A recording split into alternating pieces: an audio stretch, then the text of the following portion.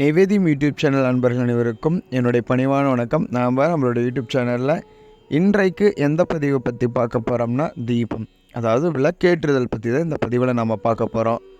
விளக்கேற்றுதல் நம்ம எல்லா இடங்களுக்கு போனாலும் சரி, கோவில்லையும் சரி, வீட்டிலையும் சரி, இந்த விளக்கேற்றுது, இந்த தீப வழிபாடானது நம்மளோட ஆன்மீகத்தில் ரொம்ப இணைப்பிரியாத ஒன்றாக நமக்கு இருந்துட்டு வருது. ஏன்னா எந்த ஒரு விஷயமா இருந்தாலும் நம்ம என்ன பண்ணுறோம், விளக்கேற்றி வைத்து தான் நம்ம வழிபாடு செஞ்சுட்ருக்கோம். அதே மாதிரி இந்த விளக்கேற்றுனால என்னென்ன பயன் நமக்கு கிடைக்குது, நம்ம வீட்டில் என்னென்ன விளக்கேற்றும் போது தப்பு பண்ணுறோம், கோயிலில் விளக்கேற்றும் போது என்ன பண்ணுறோம், விளக்கு எந்த நேரத்தில் ஏற்றணும், எந்த திசை நோக்கி ஏற்றணும், என்னென்ன எண்ணெய்கள் பயன்படுத்தி ஏற்றலாம், அதனால் நமக்கு என்னென்ன பயன் அப்படிங்கிறத பற்றி தான் நம்ம இந்த பதிவில் முழுக்க பார்க்க போகிறோம். முதல்ல தீபங்களில் என்னென்ன வகை இருக்குது அப்படின்னு நம்ம பார்த்துடலாம். நம்ம எல்லாருக்கும் தெரிஞ்ச புதுமான விளக்கு அப்படின்னா மண் விளக்கு. அது இல்லாமல் காமாட்சி விளக்கு இருக்குது, குத்து விளக்கு இருக்குது, சர விளக்கு இருக்குது, அடுக்கு விளக்கு இருக்குது, செடி விளக்கு இருக்குது, இப்படி ஏகப்பட்ட விளக்கு இருக்குது. சரிங்களா? சங்கச்சக்கர விளக்கு. இப்போ இந்த வர காலங்களில் என்னென்னா விளக்குகள்லேயும் உங்களுக்கு நிறைய வெரைட்டியானது வந்துருச்சு. சரிங்களா? ஆனால் இது அத்தனை இருந்தாலும் தத்துவம் என்னவோ அது விளக்கு தீபம்தான். சரிங்களா? நம்மளோட ஆணவம் கண்மமாய அந்த மும்மலங்களை அழித்து அந்த தீப ஒளியில் இறைவனை மனதை ஒருநிலைப்படுத்தி அந்த தீப ஒளியில் என்ன பண்ணுவோன்னு இறைவனை அங்கே கொண்டு வந்து நிறுத்தி நம்ம வழிபாடு பண்ணுறதுக்கு பிறகு என்னது தீப வழிபாடு. முதல்ல நம்ம ஒரு விஷயம் நல்லா தெரிஞ்சுக்கணும். விளக்கு ஏற்றுதல் அப்படிங்கிறது காலை மாலை இந்த 2 வேளைக்கு உரியது. காலையில் எழுந்த உடனே முதல் வேளை என்ன பண்ணுவோம்னா விளக்கேற்றுதல். சாயந்தரம் அதே மாதிரி சூரிய அஸ்தமனமாகதா அது விளக்கேற்றுதற்குரிய.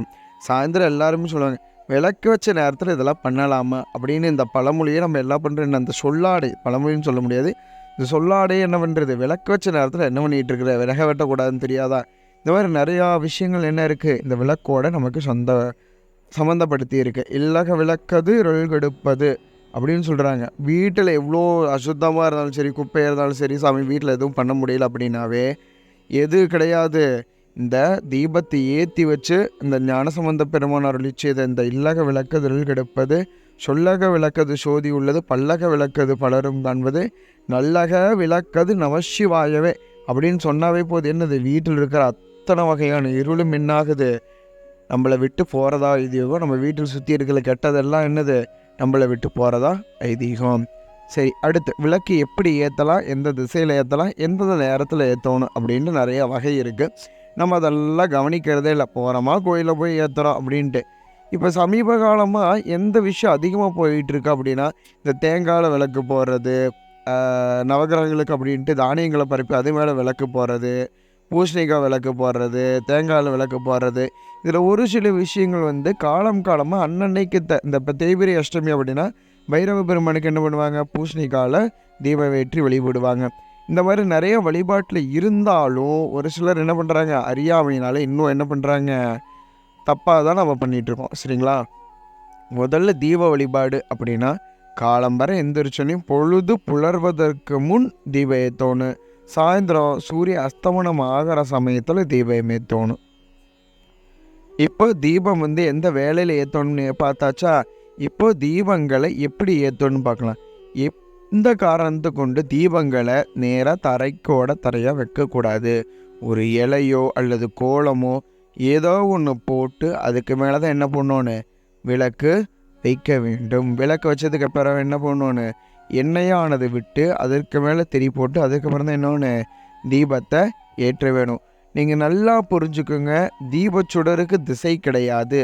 தீபங்களோட முகத்துக்கே தான் திசையை தவிர சுடருக்கு என்ன கிடையாது, திசை கிடையாது. அதனால் இங்கே வாங்குகிற தீபத்தோட நுனியானது எந்த பக்கம் இருக்கும் அப்படின்னா கிழக்கு, வடக்கு, மேற்கு. தெற்கு திசை நம்ம மற்ற நாட்களில் ஏற்றுறதுக்கு உகந்த நாள் கிடையாது. ஏன்னா தெற்கு திக்கானது யாருக்கு சொந்தமானது அப்படின்னா யமதர்மராஜாவுக்கு சொந்தமான திக்கு அப்படின்னு நம்ம சொல்லுவோம். சரிங்களா? இன்னொரு விஷயம் அப்படின்னா, ஆனால் அந்த திக்கையும் பார்த்து ஒரு நாள் நம்ம வருஷத்தில் தீபம் ஏற்றலாம். அதுதான் தீபாவளிக்கு முந்தைய நாளாக விளங்கக்கூடிய யம தீபம் ஏற்றக்கூடிய நாள். அது நாம் என்ன பண்ணோம்னா தெற்கு திசையை நோக்கி ஏற்றுவோம். அதாவது மற்ற விளக்கெல்லாம் ஏற்றும் போது நம்ம முன்னாடி நின்று ஏற்றுவோம், விளக்குக்கு முன்னாடி. இந்த யம தீபம் ஏற்றும் போது மட்டும்தான் என்ன பண்ணணும்னா விளக்குக்கு பின்னாடி நின்று நம்ம தீபம் ஏற்றுவோம். சரிங்களா? இப்போ எந்த இடத்துல விளக்கு போடணும்னு பார்த்தோம், எந்த வேலையில் விளக்கு போடணும்னு பார்த்தோம், எப்படி போடணும்னு பார்த்தோம். இப்போ அதில் ஊற்றுற எண்ணெயை பற்றி தான் நம்ம முக்கியமாக சொல்கிறோம். இப்போ சமீப காலத்தில் ரொம்ப அதிக பயன்பாட்டில் இருக்கிற இந்த பஞ்சக்கூட்டு எண்ணெய்ன்னு சொல்கிற 5 வகையான எண்ணெய் கலந்தது. எனக்கு தெரிஞ்ச வரைக்கும் அதில் இருக்கிற எந்த கடையிலையுமே ஒரிஜினல் கிடைக்கிறதா ஐயப்பாடு.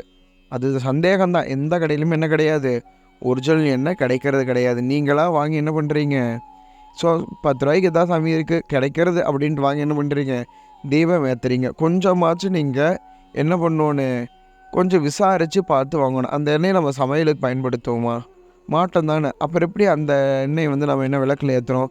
இப்போது முன்ன கூட ஒரு 10 வருஷத்துக்கு முன்னாடி கூட இந்த நெய் தீபம் சுத்தமான நெய்யில் போட்டுக்கிட்டு இருந்தாங்க. இப்போ நெய் தீபம் பார்த்தாவே ஏதோ மெழுகுவர்த்தி பற்றி வச்ச மாதிரி இருக்குது இப்போ இருக்கிற நெய்வேத்தியம், அதாவது நெய் விளக்கெல்லாம். சரி, ஏதோ ஒன்று நம்ம எதால் விளக்கு ஏற்றோன்னு எந்த எண்ணெய் பயன்படுத்தணும்னு பார்க்கலாமா. நம்ம வீட்டில் சமையலுக்கு பயன்படுத்துவோம்ல, சுத்தமான நல்லெண்ணெய், தேங்காய் எண்ணெய், இந்த எண்ணெய் தான் பயன்படுத்தணும். கடலை எண்ணெயெல்லாம் பயன்படுத்தக்கூடாது. அதுக்கு நான் சமையல் செய்கிறேன் அப்படின்ட்டு சுத்தமானதுக்காக நான் அப்படி சமையலுக்கு பயன்படுத்தணும்னு சொல்கிறேன். சரிங்களா, சுத்தமாக இருக்கிற என்னது செக்கு நல்லெண்ணெய் இல்லை தேங்காய் எண்ணெய்.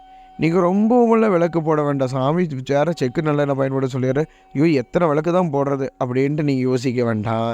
நீங்கள் கடையில் விற்கிற எண்ணெயால் 1000 விளக்கு போடுறது ஒன்று தான். இது சுத்தமான எண்ணெயில் ஒரு விளக்கு போடுற பலனும் ஒன்று தான். சரிங்களா, நீங்கள் எந்த விஷயத்தை செஞ்சாலும் சரியாக செய்யணும்.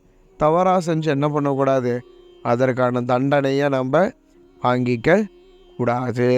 சரிங்களா, இப்போ இன்னொரு சிலருக்கு நிறைய கேள்வி இருக்கிறது. சாமி இப்போ நான் கோயிலுக்கு போகிறேன், 11 மணிக்கு போகிறேன், அப்போ விளக்கு ஏற்றலாமா அப்படின்னா, ஆலயத்திற்கு நேரம் கிடையாது.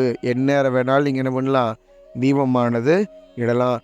ஆனால் அதுலேயும் உத்தமமான நேரம் அப்படின்னா அங்கேயும் என்ன தான், மாலை பொழுது தான் உத்தமமான நேரம். அந்த நேரத்தில் நீங்கள் விளக்கேற்றது என்னது, உங்களுக்கு இரட்டிப்பு பலனை நமக்கு பெருகி கொடுக்கும். சரிங்களா, இந்த மாதிரி நிறைய விஷயங்கள் கோவிலில் தீபம் ஏற்றுறதுலேயே இருக்குது. இதற்கு அடுத்து பார்த்திங்கன்னா திருநீர் பூசுறது இருக்குது. இப்படி ஒவ்வொரு விஷயத்தையும் நம்ம சொல்லப்போனால் ஒரு நாளே நமக்கு பத்தாது. சரிங்களா, நிறைய பேர் திருநீர் வாங்கணுன்னு என்ன பண்ணுறோம், உடனே இந்த கைக்கு மாற்றி அப்படியே திருநீரை பூசிடுறோம். ஆனால் அது தவறானது. திருநீர் என்ன பண்ணக்கூடாது, அப்படி பூசக்கூடாது. திருநீர் எப்படி வாங்கணும், எங்கே நின்று பூசணும், யாரெல்லாம் எப்படி பூசணுங்கிற நியதியே முன்னோர்கள் வகுத்து வச்சு கொடுத்துருக்காங்க. நம்ம முன்னாடி கூட பிரிவாக வகுத்து கொடுத்துருக்காங்க. அதாவது ஆலயங்களில் நம்ம திருநீர் வாங்குகிறோம் அப்படின்னா வலது கையை என்ன பண்ணணும், இடது கையோடு வச்சு திருநீர் வாங்கிட்டு பவ்யமாக நம்ம என்ன பண்ணிடுறோம், அக்கட்டால் வந்துடணும். இந்த திருநீர் வாங்கினே கை மாத்திர வேலையை என்ன பண்ணக்கூடாது, இருக்கக்கூடாது. திருநீர் இப்போ கையில் வாங்கிட்டோமா, என்ன பண்ணா 3 விரலால், வலது கையில் இருக்கிற அதே 3 விரலால் திருநீரை நல்லா என்ன பண்ணுறோம், விரலாக பூசிக்கிட்டு மீதி இருக்கிற திருநீரை என்ன பண்ணுறோம், கையில் வச்சுக்கிட்டு அப்படியே அண்ணாது நெற்றியை அப்படியே மேலே தூக்கி அண்ணாது பார்த்து என்ன பண்ணுவோம், திருநீர் இந்த புருவத்தை, அதாவது வலது பக்க புருவத்திலிருந்து இடது பக்க புருவத்தோட நுனி வரைக்கும் என்ன பண்ணுவோன்னு திருநீரானது பூச வேண்டும். இதுதான் திருநீர் பூசுறக்கார முறை. சரி சாமி, இப்போ நாங்கள் திருநீர் பூசுகிறோம், அதெல்லாம் பிரச்சனை இல்லை, எங்கே நின்று பூசலாம், எப்படி பூசலாம் அப்படின்ட்டு, திருநீருக்கு அதாவது தீட்டு இருக்கா, இதெல்லாம் பூசக்கூடாது, பெரியாரி ஆகிட்டு அப்படின்னு சொல்கிறாங்க அப்படின்ட்டு அந்த சந்தேகமே இருக்கக்கூடாது. அதாவது திருநீருக்கு தீட்டு கிடையாது. நீங்கள் எப்போ வேணாலும் என்ன பண்ணலாம், திருநீர் பூசலாம், குளிக்கணும், குளிச்சிருக்கணும், அந்த எந்த கட்டுப்பாடும் கிடையாது. திருநீர் என்ன பண்ணலாம், எந்த காலத்தில் வேணாலும் எப்போ வேணாலும் என்ன பண்ணலாம், திருநீர் பூசலாம். இப்போ குருநாதர் நமக்கு திருநீர் கொடுக்குறாரு அப்படின்னா அது குருநாதர்கிட்ட திருநீரை வாங்கி நேரடியாக என்ன பண்ணக்கூடாது, நம்ம அவர் முன்னாடி பூசக்கூடாது. குருநாதர் முன்னாடி என்ன பண்ணக்கூடாது, திருநீர் பூசக்கூடாது. நமக்கு முன்னாடி படிச்சுட்டு இருக்கிறீங்க அப்படின்னா அவங்க முன்னாடி என்ன பண்ணக்கூடாது, சீன் இது பண்ணிவிட்டு திருநீர் பூசக்கூடாது. ஓடுற தண்ணி இருந்தால் அது முன்னாடி திருநீர் பூசக்கூடாது. முருகன் இப்போ கோயிலில் இருக்கா அப்படின்ட்டு அவனை பார்த்துட்டு அப்படி என்ன பண்ணக்கூடாது, திருநீர் பூசக்கூடாது. யாருக்கும் தெரியாமல், அதாவது யாருக்கும் தெரியாமல் இல்லை, திருநீர் வாங்கிட்டு மறைவாக கையில் என்ன பண்ணுறோம், திருநீர் இது பண்ணிவிட்டு நெற்றிக்கு, அதாவது நெற்றிக்கு வைக்கிற முன்னாடி என்ன பண்ணுவானு, தலை உச்சந்தலையில் முதல்ல திருநீர் வச்சுட்டு அதுக்கப்புறம் நெத்திக்கு இருக்கிட்டு அதுக்கப்புறம் கழுத்துக்கிடுவான். இதுதான் திருநீர் பூசுகிற முறை. சரிங்களா, அதே மாதிரி திருநீர் வாங்கிட்டு நீங்கள் என்ன பண்ணுறீங்க, பல பேர் பூசிட்டு மீதியாக கீழே கொட்டிடுறீங்க. அது பண்ணக்கூடாது. அப்படி பண்ணால் பாவம் தான் நமக்கு என்ன ஆகும், பெருகும். நீங்கள் எவ்வளோ திருநீர் வாங்கிட்டு சிந்துறீங்களோ உங்களுக்கு அந்த அளவுக்கு அதிகபட்சமான என்ன ஆகும், பிறவியானது வரும். சரிங்களா, இப்போ ஒரு சிலமே நீங்கள் இது திருநீரை வந்து என்ன பண்ணுறீங்க, கீழே சிந்துறீங்க அப்படின்னா என்ன ஆகும், அந்தளவுக்கு நமக்கு பலன் வந்து சேரும். சரிங்களா? இப்போ அடுத்து ரொம்ப முக்கியமான விஷயத்த சொல்லிவிட்டு இந்த பதிவை நான் முடிச்சுக்கிறேன். எல்லோரும் என்ன பண்ணுறீங்க அப்படின்னா, நீங்கள் வாங்குகிற புண்ணியத்தை பாவமாக மாற்ற வேண்டாம். அதனால் திருநீர் வாங்கிட்டு மீதி திருநீர் என்ன பண்ணீங்க, ஒரு டப்பாவோ என்னமோ பர்மனெண்ட்டாக நீங்கள் பேக்லேயே வச்சுக்கோங்க. அடியார் இருந்தாங்கன்னு என்ன பண்ணுவாங்க, அவங்களுக்கு திருநீர் போய் தனியாக இருக்கும். எக்கார்ந்து கொண்டு நம்ம என்ன பண்ணக்கூடாது அப்படின்னா, மற்றவன் என்ன பண்ணக்கூடாது அப்படின்னா, திருநீரை தண்ணியில் குழச்சி பூசக்கூடாது. தீக்கை வாங்கி சமயதீக்கை வாங்கினவங்க மட்டும்தான் என்ன பண்ணுவோம், திருநீரை நீரில் குழச்சி பூசுறதுக்கு அனுமதி உண்டு. சரிங்களா? இப்போ நம்ம தீபத்தை பற்றியும் திருநீரை பற்றி நம்ம தெரிஞ்சுக்கிட்டோம். இனி வர்ற அடுத்தடுத்த பதிவுகளில் ஒவ்வொரு விஷயமும் நான் என்ன பண்ணுறேன், உங்களுக்கு விளக்கம் செய்கிறேன். சரிங்களா? ஏதேனும் சந்தேகங்கள் இருந்தாலும் நீங்கள் என்ன பண்ணுங்கள், கமெண்ட் பாக்ஸில் கேளுங்க. நான் உங்களுக்கு அந்த கேள்விக்கான பதிலை என்ன பண்ணுறேன், நான் சொல்கிறேன். நன்றி, வணக்கம். திருச்சிற்றம்பலம்.